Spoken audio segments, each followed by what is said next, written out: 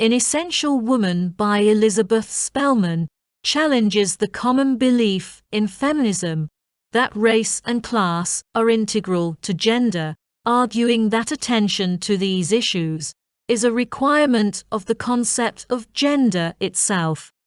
Spelman's key contribution is to show that we have not acted on what we said we believed, but rather did not know what we thought we knew. How to think about gender. She unpacks the requirements, insights, and methodologies of feminist theories themselves, demonstrating that understanding our gender relations requires understanding the way we have constructed the relation between blacks and whites, owners and workers, and the genders of subordinated groups.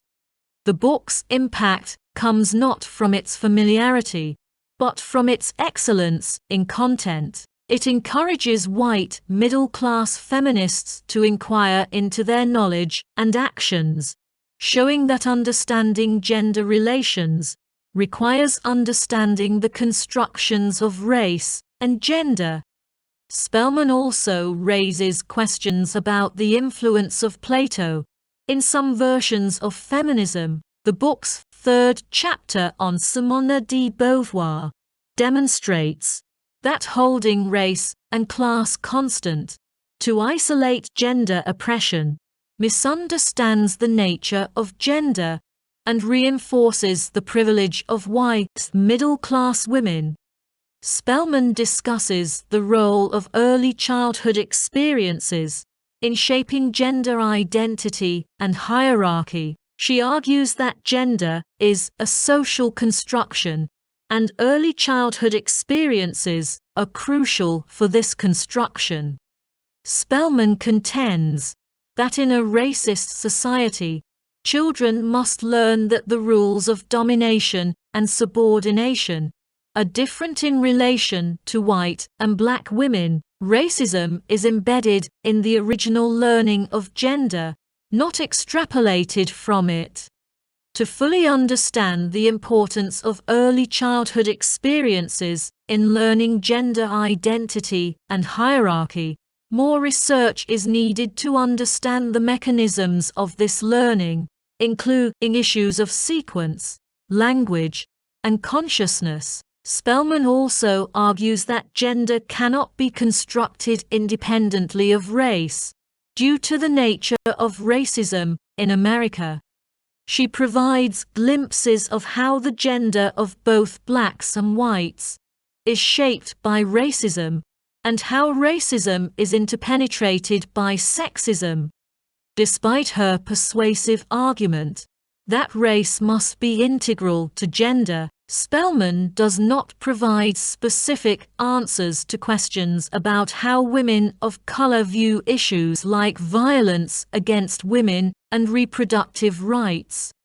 Spelman argues that understanding gender through the intersecting repressions of society is crucial for addressing the intersection of race, class, and sexism in society. She highlights the importance of understanding gender through the intersecting repressions of society, such as the imbalance between race and class.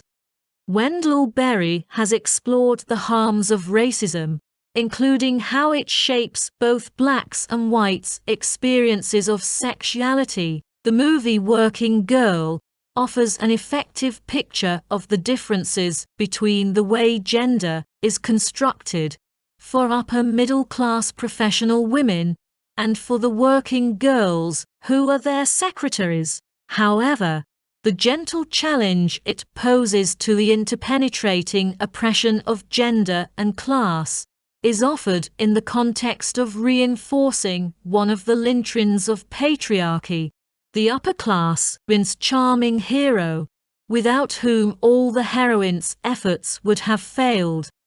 Spelman's work on gender and race is a complex exploration of the intersections of power, privilege, and advantage in societies. She argues that society systematically accords different advantages based on various factors, such as religion ethnicity, sexual preference, and more. She raises questions about whether the problem of infinite fracturing can be contained by focusing only on those forms of diversity that are part of a hierarchical ordering of power, resulting in oppression.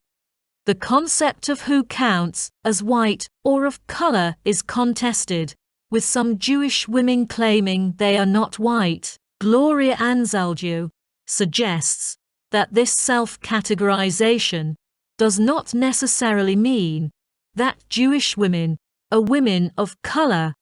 Racial categories are socially constructed, and there can be no simple truth as to who is really white or of color. Working through the conflict helps clarify how racial categories are constructed in society, how they may interfere with our capacities to hear one another, and how they can best be used or deconstructed to understand and overcome oppression. Feminist theory emphasizes the importance of embracing multiplicity and challenging categorization to better understand the diverse stories of oppression experienced by women of color. Spelman's insights highlight the deep challenges feminism raises for conventional understandings of law and theory, as it disrupts conventional categories and undermines the identity among human beings. Feminist theory insists that we cannot know the things we most need to know about people for the purposes of political theory or practice, unless we treat their embodiness and effective dimensions as central. Spelman's insights emphasize the challenges feminism presents for conventional understandings of law and theory by celebrating difference and making diversity central to all inquiries. We can challenge conventional categories and undermine the identity among human beings.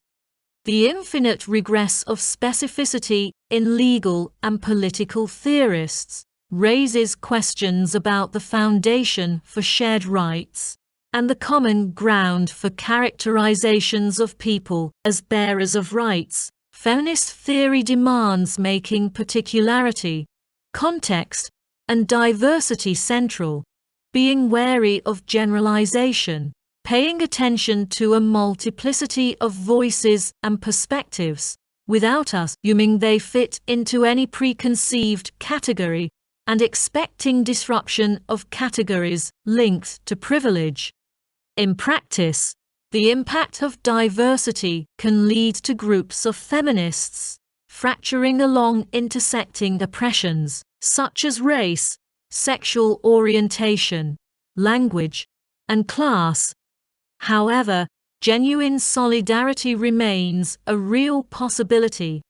The author discusses the disruptive implications of infinite multiplicity and its impact on the pursuit of equality, arguing that focusing on the sameness of individuals is not the only way to achieve this goal. The author acknowledges the mistaken forms of generalization engaged in by white middle-class feminists, and emphasizes the importance of recognizing and respecting differences among individuals to achieve equality and mutual respect.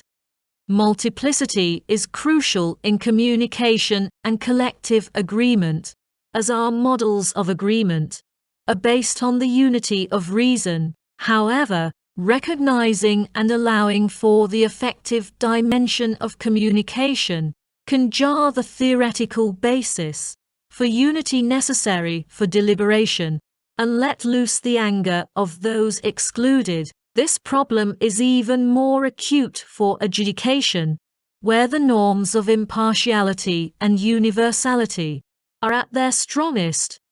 To achieve impartiality, our understanding of impartiality must change if the presupposition of unity is lost in taking diversity seriously. The common law model of the judge and two parties assumes that truth will emerge from listening to different perceptions, but this model has limits, as it's still premised on the possibility of a neutral arbiter applying neutral rules.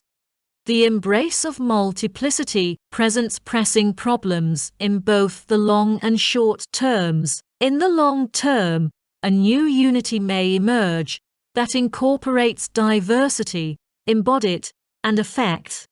Feminist theory emphasizes the end of hierarchical oppression, making human wholeness possible by ending the arbitrary division of human capacities according to gender, race, and class.